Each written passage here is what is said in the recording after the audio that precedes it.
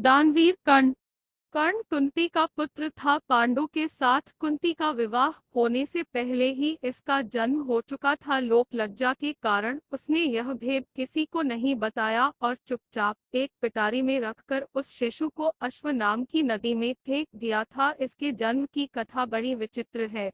राजा कुंतीभोज ने कुंती को पाल पोस कर बड़ा किया था। राजा के यहाँ एक बार महर्षि दुर्वासा आए, कुंती से उनका बड़ा सत्कार किया और जब तक वे ठहरे उन्हीं की सेवा शुश्रूषा में रही। इसकी इस श्रद्धा भक्ति से प्रसन्न होकर महर्षि ने उसे वार दिया कि वह जिस देवता को मंत्र पढ़कर बुलाएगी वही आ जाएगा और उसको संतान भी प्रदान करेगा। कुंती ने नादानी के कारण महर्षि के वरदान की परीक्षा लेने के लिए सूर्य नारायण का आवाहन किया। बेस उसी क्षण सूर्यदेव वहां आ गए। उन्हीं के सहवास के कारण कुंती के गर्भ से कर्ण का जन्म हुआ। जब पिटारी में रखकर इस शिशु को उसने फेंक दिया तो वह पिटारी बहती हुई आगे पहुंची। वहां अधिरथ ने कौतूहलवश उसे उठा लिया और खोलकर देख तो उसने एक जीवित शिशु देखकर वह आश्चर्य करने लगा।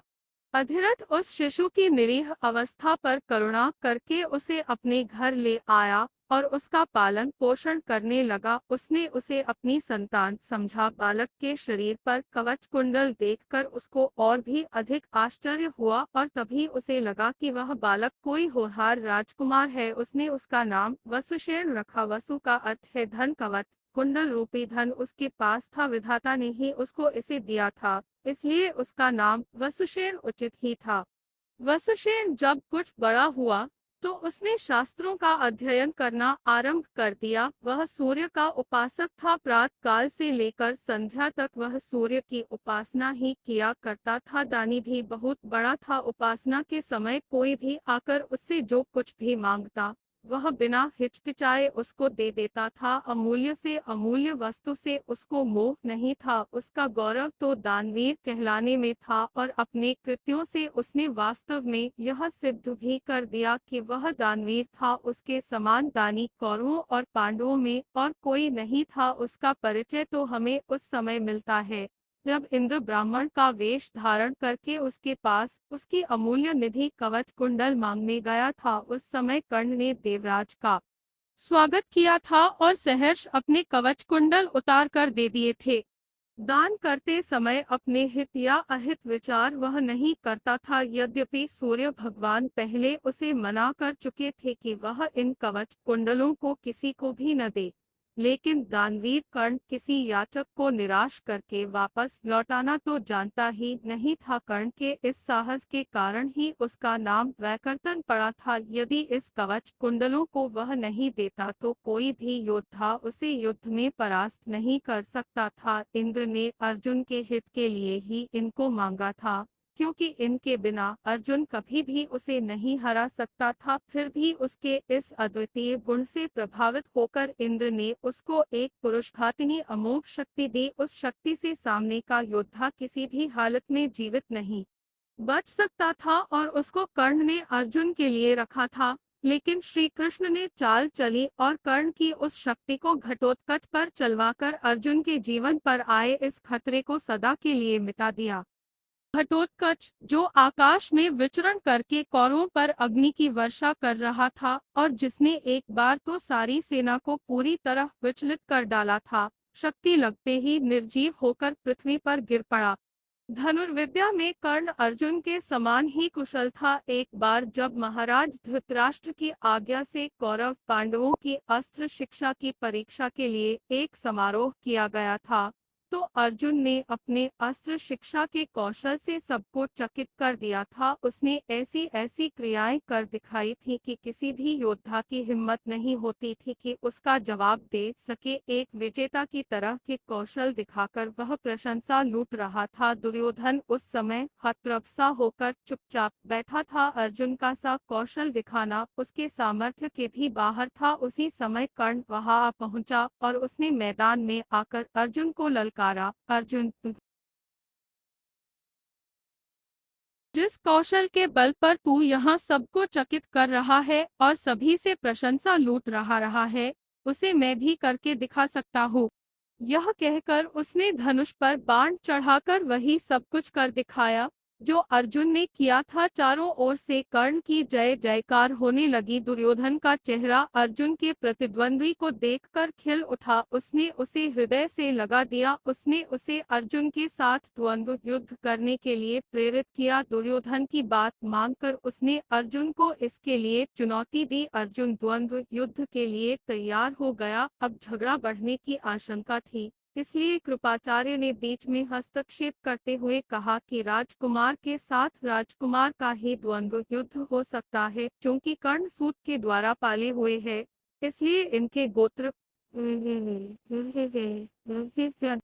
कुल आदि का ठीक ठीक पता न होने के कारण इनको अर्जुन से द्वंद्व युद्ध करने का अधिकार नहीं है।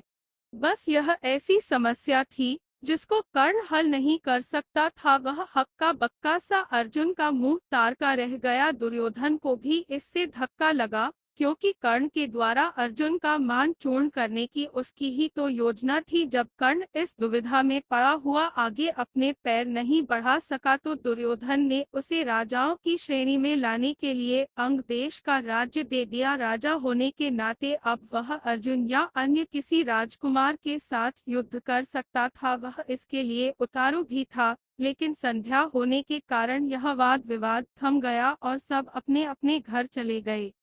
बस फिर जीवन में सदा ही कर्ण अर्जुन से प्रतिद्वंद्वी के रूप में मिला। अर्जुन से ही उसकी विशेष रूप से शत्रुता थी। वह उसकी प्रसिद्धि को सह नहीं सकता था। अनेक स्थलों पर वह अर्जुन के सामने आया, लेकिन अपना कुल गोत्र न बता सकने के कारण उसे सामने से हटना पड़ा। वह सूत पुत्र कहलाता था, क्योंकि सूत ने ही उसको पाला था। इसी कारण द्रौपदी के स्वयंवर में भी घूमती मछली की आंख बेधने की सामर्थ्य रखते हुए भी उसको अवसर नहीं दिया गया। स्वयं द्रौपदी ने ही सूत पुत्र कहकर उसका अपमान किया था और उसकी पत्नी बनने से इनकार कर दिया था। सूत पुत्र को क्षत्रिय कन्या का वर्ण करने का अधिकार नहीं है। ये शब्द शूल की तरह उसके हृदय में चुभ गए थे और वह लहू के घूंट पीकर अपने स्थान पर आ बैठा था। लेकिन द्रौपदी के प्रति उसकी घृणा इतनी बढ़ गई थी कि भरी सभा में दुशासन ने द्रौपदी को नंगा करना चाहा था तो उसने इसका तनिक भी विरोध नहीं किया था, बल्कि द्रौपदी की हंसी उसने लड़ाई थी। जब दुर्योधन के भाई विकर्ण ने कौरवों के इस घृणित व्यवहार की निंदा की थी तो कर्ण ने उससे कहा था, विकर्ण, तुम अपने कुल की हानि करने के लिए पैदा हुए हो। अधर्म अधर्म तुम पुकार रहे हो। द्रौपदी के साथ जो भी व्यवहार किया जा रहा है वह ठीक है। वह दासी है और दासी के ऊपर स्वामी का पूरा अधिकार होता है। यह कहकर उसने द्रौपदी के द्वारा किए अपने अपमान का बदला चुकाया था। उस समय उसका हृदय पत्थर की तरह कठोर हो गया था। जैसे भी बन पड़ा उसने द्रौपदी का अपमान किया, उसे 5 पुरुषों की व्यभिचारिणी स्त्री कहा और हर तरह से उसे धिक्कारा। उस समय प्रतिशोध की आग में जलते हुए उसने उचित अनुचित का विचार बिल्कुल छोड़ दिया। द्रौपदी को नंगी देखने और दिखाने की उसकी इच्छा थी। इससे स्पष्ट होता है कि कर्ण प्रतिशोध की भावना के आगे सत्य, न्याय और धर्म की भावना को पूरी तरह भूल जाता था। यह उसके चरित्र की दुर्बलता ही है। कर्ण स्वभाव से कुटिल भी था। वह दुर्योधन को इसी प्रकार कुचक्र रचने की सलाह दिया करता था जैसी शकुनी देता था। जिस समय जुए में हारकर पांडव वनवास के लिए चले गए और द्वैत वन में वे अपना समय काट रहे थे, उस समय कर्ण और शकुनी की बातों में आकर ही दुर्योधन अपने परिवार के साथ पांडवों को चिढ़ाने के लिए पहुंचा था। लेकिन यहाँ चित्रसेन नामक गंधर्व से इनका सामना हो गया। भीषण युद्ध हुआ। गंधर्व राजा ने अपने पराक्रम से सबको परास्त कर दिया और परिवार सहित सभी को उसने बंदी बना लिया। कर्ण तो अपने प्राण लेकर युद्धस्थल से भाग ही गया था। फिर युधिष्ठिर के कहने और अर्जुन के भी प्रयास करने पर चित्रसेन ने दुर्योधन आदि को मुक्त कर दिया। कर्ण अहंकारी भी बहुत था। उसे अपने पराक्रम पर बड़ा घमंड था और बार बार दुर्योधन को प्रसन्न करने के लिए वह कहा करता था कि वह एक क्षण में ही अर्जुन को मार गिराएगा। इसके लिए भगवान परशुराम द्वारा सिखाए हुए अपने अस्त्र कौशल की दुहाई देता था। यहाँ तक कि भीष्म पितामह, गुरु द्रोणाचार्य आदि के सामने भी वह अपनी शेखी बघारने से बाज नहीं आता था। एक दिन पिता से न रहा गया, उन्होंने इसे फटकारते हुए कहा, दुर्भिमानी कर्ण, व्यर्थ की बात क्यों किया करता है। खांडव दाह के समय श्री कृष्ण और अर्जुन ने जो वीरता प्रकट की थी, उसको याद करके तुझे लज्जित होना चाहिए। क्या तू श्री कृष्ण को साधारण व्यक्ति समझता है? वे अपने चक्र से तेरी उस अमोघ शक्ति को खंड खंड कर देंगे। व्यर्थ दंभ करना एक सच्चे वीर का गुण नहीं है। पितामह की यह बात सुनकर कर्ण क्रुद्ध हो उठा और उसने झल्लाकर अपने शस्त्र फेंक दिए और कहा, पितामह ने सभी के सामने मुझे लज्जित किया है, अब तो इनकी मृत्यु हो जाने पर ही मैं अपना पराक्रम दिखाऊंगा। इसी दुराग्रह के कारण जब तक भीष्म पितामह जीवित रहकर युद्ध करते रहे, कर्ण ने युद्ध में हाथ नहीं बंटाया। जब उसने सुन लिया कि वे धराशायी हो चुके हैं, उस क्षण प्रसन्न होकर वह दुर्योधन के पक्ष में आकर शत्रु से युद्ध करने लगा। गुरु द्रोण के पश्चात कौरव सेना का तीसरा सेनापति वही था। इस वृत्तांत से यही स्पष्ट होता है कि वह अत्यधिक क्रोधी स्वभाव का था। सदा अहंकार में उसकी बुद्धि डूबी रहती थी और इस कारण बुद्धिमानों की बातें भी बुरी लगती थी। इसके विपरीत अर्जुन धीर बुद्धि और विनयशील था। इस सबके होते हुए भी कर्ण अपनी बात का धनी था। जो कुछ भी वचन वह दे देता था, उससे हटना तो वह जानता ही नहीं था। श्री कृष्ण ने उसे यह बता दिया था कि वह कुंती का ज्येष्ठ पुत्र है और साथ में उन्होंने उससे पांडवों की ओर मिल जाने का आग्रह भी किया था। लेकिन सब कुछ सुनकर भी उसने दुर्योधन के साथ विश्वासघात करना उचित नहीं समझा। श्री कृष्ण ने कहा था, कर्ण, भाइयों के विरुद्ध लड़कर उनको मारने की कामना करना पाप है, इसलिए तुम कौरवों का साथ छोड़कर पांडवों का पक्ष ले लो। युधिष्ठिर तुम्हें अपना अग्रज मानकर अपना जीता हुआ साम्राज्य तुम्हें ही दे देंगे। कृष्ण की यह प्रलोभन भरी बातें सुनकर भी कर्ण अपने वचन पर दृढ़ रहा और कहने लगा, श्री कृष्ण, दुर्योधन के साथ विश्वासघात करना सबसे बड़ा पाप है। यदि मैं उसकी मित्रता को तोड़कर पांडवों की ओर मिल जाऊंगा, तो सब यही कहेंगे कि कर्ण अर्जुन से डरकर उनकी ओर मिल गया है। फिर मैं ऐसा क्या करूं? मेरी माँ ने तो मुझे मारने का सारा प्रबंध कर दिया था। सूत ने ही मुझे उठाया और पाला, इसलिए वे ही मेरे पिता तुल्य है। सूतों के साथ मैं कई यज्ञ भी कर चुका हूँ और मेरा विवाह संबंध भी सूतों के परिवार में ही हुआ है। फिर मेरा पांडवों से क्या संबंध रहा? धृतराष्ट्र के घराने में ही दुर्योधन के आश्रित मैं रहा हूँ और 13 वर्ष तक मैंने उन्हीं का दिया हुआ राज्य किया है। फिर कैसे उनके साथ विश्वासघात कर दूं? दुर्योधन को मेरे ऊपर पूरा विश्वास है। मेरे कहने से ही तो उसने इस युद्ध को मोल लिया है और अर्जुन के प्रतिद्वंद्वी के रूप में दुर्योधन की आशाएं मेरे ऊपर ही तो लगी हुई है। इस परिस्थिति में अपने आश्रयदाता और मित्र दुर्योधन को छोड़कर मैं कभी पांडव पक्ष में नहीं मिल सकता। फिर यदि एक बार मैं मिल भी गया तो युधिष्ठिर जो राज्य मुझे देगा उसे अपने वचन के अनुसार मुझे दुर्योधन को देना होगा। इससे तो पांडवों का सारा प्रयत्न ही निष्फल चला जाएगा। यह सभी कुछ सोच विचार कर मैं निश्चय पूर्वक कहता हूँ कि मैं मित्र दुर्योधन का साथ छोड़कर और किसी पक्ष में नहीं मिल सकता। लेकिन हाँ, यह वचन अवश्य देता हूँ कि युद्ध में मेरा प्रतिद्वंद्वी केवल अर्जुन ही है, उसके सिवा किसी पांडव का वध मैं नहीं करूंगा। कर्ण का यह कथन उसके चरित्र की महानता पर प्रकाश डालता है। बात का कितना पक्का था। वह दानवीर दुर्योधन चाहे अधर्मी था, लेकिन उसका तो आश्रयदाता था। फिर वह उसके साथ छल कपट कैसे कर सकता था? अंत तक उसने दुर्योधन का साथ दिया और अपने आप को एक सच्चा मित्र प्रमाणित कर दिया। कर्तव्य के प्रति कर्ण पूरी तरह कठोर था। वह युधिष्ठिर तथा अर्जुन की तरह सहृदय नहीं था कि पांडवों के विषय में यह ज्ञात होते ही कि ये उसके भाई है, युद्ध करना बंद कर दे। एक बार मन में दृढ़ संकल्प करके उसको पूरी तरह निभाना ही उसके जीवन का उद्देश्य था। दुर्योधन की सहायता करना उसका कर्तव्य था।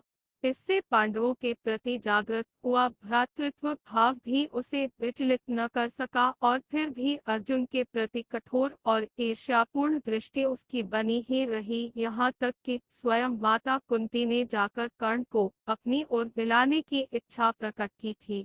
लेकिन उस समय भी वह वीर अपने पद से विचलित नहीं हुआ, यह उसके चरित्र की श्रेष्ठता ही थी। फिर एक बार कृष्ण को वचन देकर अर्जुन के सिवा अन्य किसी पांडव की ओर उसने शस्त्र नहीं उठाया। अर्जुन से ही युद्ध करते हुए वह वीरगति को प्राप्त हुआ था।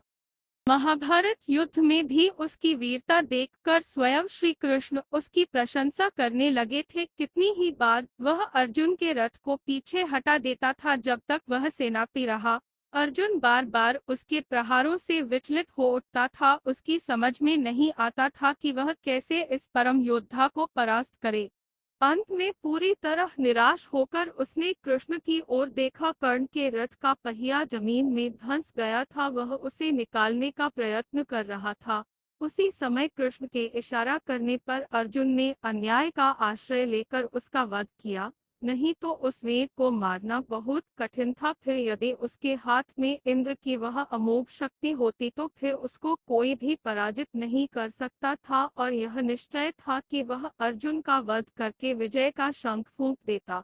लेकिन विधाता की यही गति थी, अमोघ शक्ति को वह पहले ही घटोत्कच पर चला चुका था। अब उसके पास विशेष अस्त्र कोई नहीं था, फिर भी बड़ी कठिनाई से अर्जुन उसे मार पाया था। महाभारत में जहाँ भी उसके पराक्रम का वर्णन आया है, वहां अर्जुन के बराबर ही उसको पराक्रमी माना गया है, और था भी वह इतना ही पराक्रमी।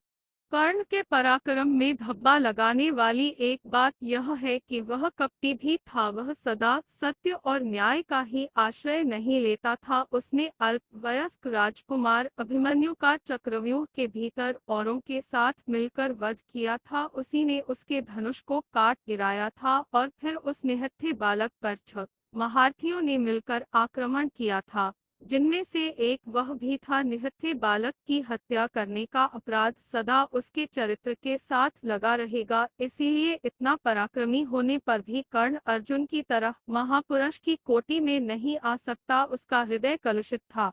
इस तरह कर्ण के चरित्र पर दृष्टिपात करने से मालूम होता है कि वह किसी दृष्टि से महान था, और अपने किन्हीं व्यवहारों के कारण पतित भी था। उसकी महानता उसके दानवीर होने में है, उसके दृढ़ संकल्प होने में है, उसके अपने मित्र और आश्रयदाता के विश्वास पात्र होने में है। लेकिन छल और कपटपूर्ण व्यवहार, व्यर्थ का दंभ और क्रोध उसके चरित्र की गरिमा को कम करते हैं। वह इतना पराक्रमी था कि उसके मरते ही दुर्योधन का सारा धैर्य टूट गया था, और अब उसे अपनी पराजय की आशंका निश्चित लगने लगी थी। और वही हुआ भी। कर्ण की मृत्यु के पश्चात कौरव सेना का विनाश हो गया। स्वयं दुर्योधन भी भीम के द्वारा मार डाला गया। युद्ध में पांडवों को विजय प्राप्त हुई।